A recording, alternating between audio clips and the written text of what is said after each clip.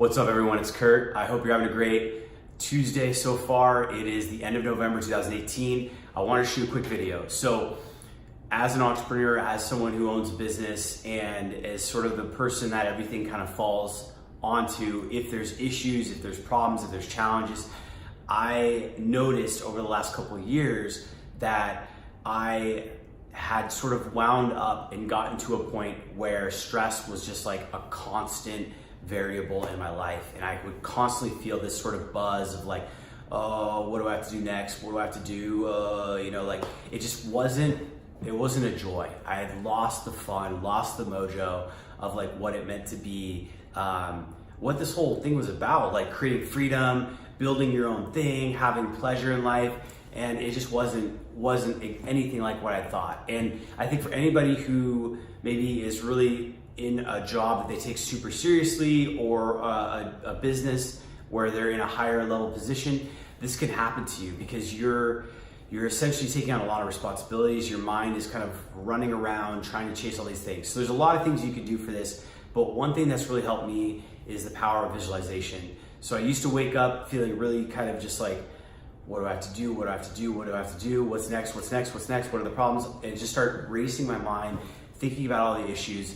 And what's really helped me is when I'm not in that situation, actually visualizing how I would want to experience my morning. So it's not complicated. All you got to do is sit down and start to plant the seed in your mind. Your mind is plastic, right? They say you have neuroplasticity.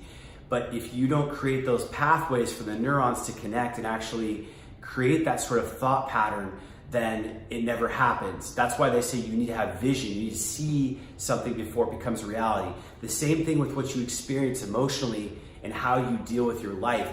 You have to develop the emotional feelings that are going to allow you to then feel the way you want to feel. If you're stressed all the time, you're not going to feel good. And it's going to be really hard to see what it's like to feel joy, to feel relaxed, to feel at ease. But if you could just part the clouds for a moment and keep doing that, kind of like you're sort of running up a hill and sliding back down, you're running up a hill even more and sliding back down, what you'll find is that you can actually get through that, and you can plant the seed and you can make progress. So go ahead and just try it. Just imagine a scenario where you constantly notice that you get really stressed.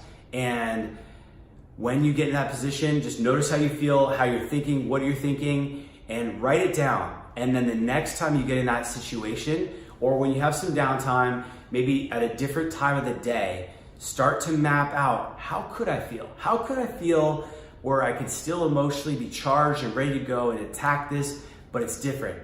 It's like the subtle difference between anxiety and excitement.